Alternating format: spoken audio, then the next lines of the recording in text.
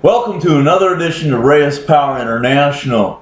Today's video is entitled, How Caffeine Disrupts the Body's Systems. Now, I've had a lot of feedback about some comments I've made, some videos I've done on coffee in the past, and there's a little bit of confusion, disbelief, but I want to talk more in depth now about how coffee affects the body, especially for bodybuilders. Now, marketing caffeine-dominated pre-workout drinks and the coffee culture to young people has created a generation of hyped-up kids like I've never seen before. The stimulation gained from consuming so much caffeine is on par with performance-enhancing drugs. It really is. Now, artificially enhancing performance usually comes at a cost. Medical studies have found that caffeine disrupts the body's hormones. It strongly affects the hypothalamic pituitary adrenal axis. The hypothalamus and pituitary glands in the brain and the adrenal glands that sit above the kidneys influence the body's ability to manage stress. Now, the adrenal glands secrete epinephrine or adrenaline and cortisol. Now, adrenaline increases respiration, heart rate, and blood pressure, while cortisol frees up stored glucose. Now, this occurs naturally when one is dealing with danger. The problem is caffeine creates stress conditions in people whose bodies are at rest. Worse yet, people tend to consume more caffeine during stressful periods. Drinking energy drinks prior to a workout is a prime example. Adding stress to stress is problematic. Now, chronically stressed rats who consumed caffeine consistently ended up sicker and died sooner than those who did not consume caffeine. Caffeine also affects the body's immune system adversely.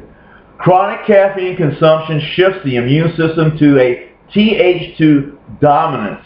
The Th2 antibody system is acquired. As the body is exposed to pathogens over a period of years, it produces antibodies to fight them. Now, as caffeine elevates the Th2 system, the body becomes hypersensitive and produces reactions such as asthma, allergies, and increased joint pain in individuals with rheumatoid arthritis. Now, it is well known that caffeine increases insulin resistance, and when this happens, the body cannot deliver glucose to the cells effectively. The body responds by increasing the amount of insulin it releases. Now, this means more circulating glucose is present and even more insulin is released. Add this to a diet high in sugar and carbohydrates, and the potential for disease is considerable.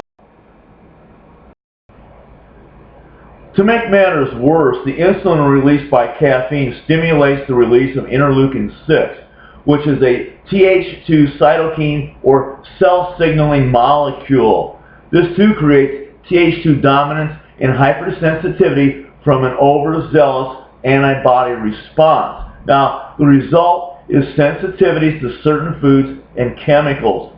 Interleukin-6 also releases cortisol, which increases the level of glucose.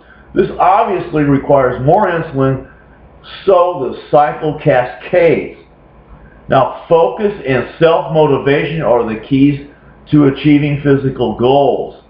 Using chemicals, whether legal or illegal, always risks negative side effects. I'd like to thank everybody for watching today's video. I've been power bodybuilding now for 37 years, and I want to share that information with you. So if you've enjoyed today's video, please subscribe and share with your friends.